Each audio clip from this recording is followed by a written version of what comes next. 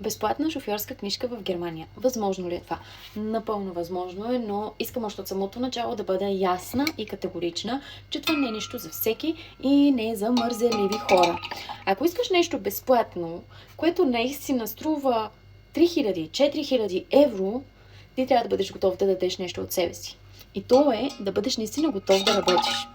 Всички от вас, които се интересуват от темата, сигурно вече знаете горе-долу какви са условията. А именно, работата ти да бъде надалече от вкъщи, да нямаш градски транспорт, да имаш потвърждение от работодател, ако си на джоб център, примерно да започнеш на работа и още преди да започнеш на работа, още преди да подпишеш договора, трябва първо да имаш потвърждение от работодателя, че той ще те наеме на работа, която не е мини-джоб, а поне талцайт, а това е невъзможно, почти много трудно.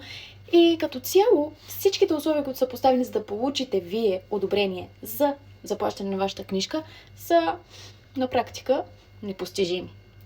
Има обаче вратичка, която аз лично за себе си намерих, приложих и видях, че работи. А именно, да бъдеш наистина готов да отидеш на работа, да работиш и да дадеш най-доброто от себе си. Единственият ви вариант наистина е да започнете някъде на работа, на мини-джоб поне, и този мини-джоб да бъде с договор, който да е в кратък период. Моят договор беше 3 месеца. Мъжа ми работеше на пълно работно време, той взима супер хубава заплата. В смисъл такъв, когато аз работех на мини-джоб и той работеше, нямаше как вече да получаваме помощи или някакви такива работи, ние вече бяхме вън. Но трикчето тук е, че ти след определения период се водиш пак безработен. За Job Center или за Arbeitsamt не е изгодно ти да останеш отново при тях като безработен. За тях е по-изгодно да ти помогнат, ако ти имаш перспектива за работа, да ти платят книжката и да не отидеш там отново. Точно за това, хора. Започнете работа, наистина.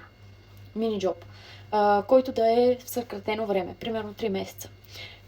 Вие отивате и се регистрирате в Arbeitsamt, като казвате, след 3 месеца ми изтича договора и аз не знам дали ще бъде отново подновен. Какво означава това? Ти си работиш, но ти все още си в агентура за работа. Също така, може да направите Weiterbewilligung в Job Center, ако преди това сте били в Job Center, за да може вие да се водите, че след 3 месеца пак ще трябва да се върнете там, ако не ви се поднови договора. Давате най-доброто от себе си на работа. Така че работодателя наистина да ви иска там. Независимо каква е работата.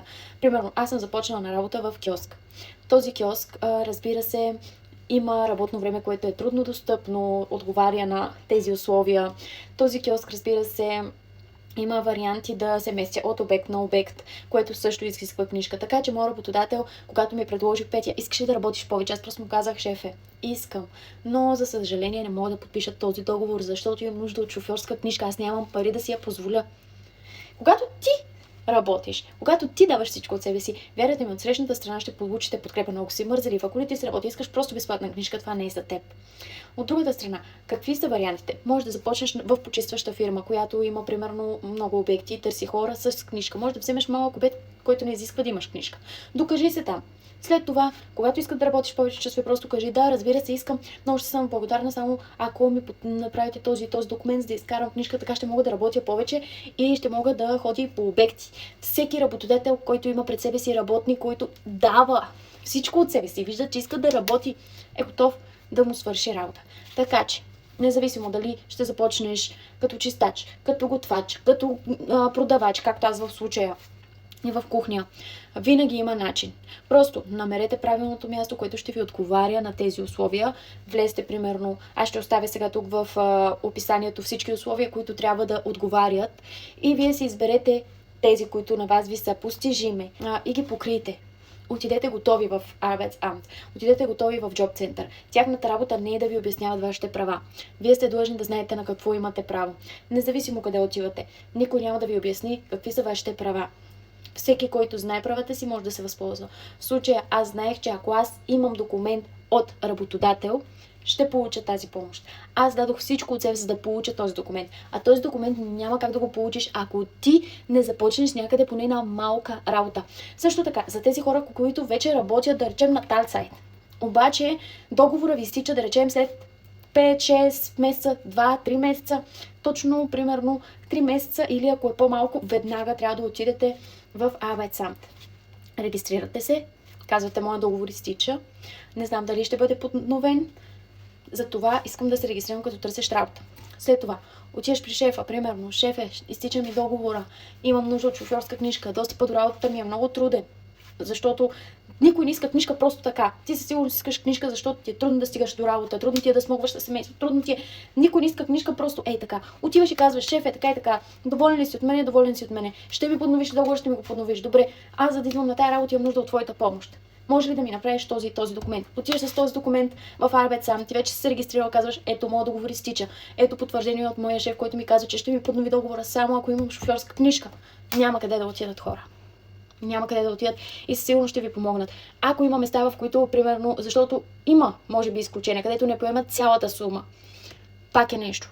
Пак е нещо да ви поемат 2000 евро и примерно останалата 1000 евро, вие да си я поемете или да поискате заем от тях, който да изплащате по 50 евро от заплатата си. Но наистина, възползвайте се от тази възможност. Ако имате въпроси, оставете ги в коментарите. Ще се опитам да отговоря на възможно повече от вас. Може да напишете точно вашата ситуация и да направя видеа с по-фиксирано обяснение. Но това беше моя случай и аз ви го споделям, за да може повече хора, които примерно са в Arbeitsamt, търсят работа, трудно им е да намерят работа, искат книжка, да знаят как да го направят, защото аз го направих по този начин.